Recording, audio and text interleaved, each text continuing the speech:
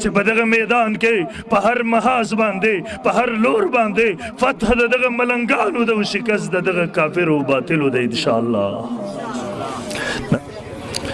انتہائی واجب الاحترام حضرات علماء کرام او د مسلک اهل سنت والجماعت سره تعلق لرونکو د علاقې ډیرو غیرتمندو بدین مینو مسلمانانو ورونو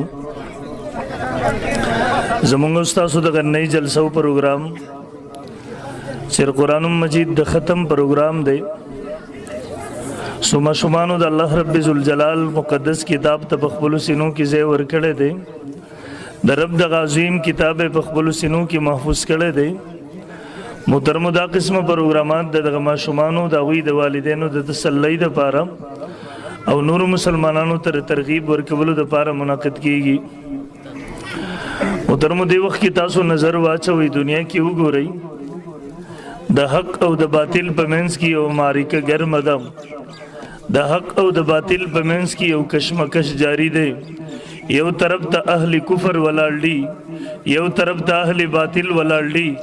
د هغوی سره یقینا د دنیا وسایل اسباب هم شته دی. د هغوی سره ظاهري طاقت او قوت هم شته دی. د هغوی سره د دنیا شان او شوکت هم شته دی. د هغوی سره د دنیا واک او اختیار هم شته دی. د هغوی کوشش دی مسلمان د خپل تهذیب سره ناشنا کی. د هغوی کوشش دی د مسلمان عقیده نظریه تباہ و برباد کی.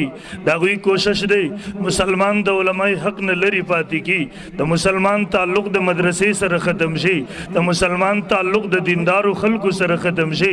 مسلمان تعلق مسلمان په علماء حق باندې بے اعتماد او بدزن شي. لیکن محترم بل طرف ته دغه مدرسو والا ولاړ دي دغه علماء کرام ولاړ دي دغه درویشان ولاړ دي دغه ملنګان ولاړ دي. وسایل اسباب مرسره نشته دی. ظاهری طاقت او قوت مرسره نشته دی. انتهایی د بسرو سامانه په حالت کې دي. د زماني حوادثاتو سره مخامخ دي. د زماني مشکلاتو سره مخامخ دي. خو د مومند مسلمان رورا کله چې ته دغه معرکه ګورې کله چې ته په دغه کشمکش باندې نظر کې ان شاء الله د تا زړه به هم ګواهي ورکوي د تا دماغ به هم ګواهي ورکوي ته به تاریخ هم د دغې خبرې ګواهي درکوي چې په دغه میدان کې په هر محاذ باندې په هر لور باندې فتح د دغه ملنګانو د شکست د دغه کافر او باطلو د ان شاء الله.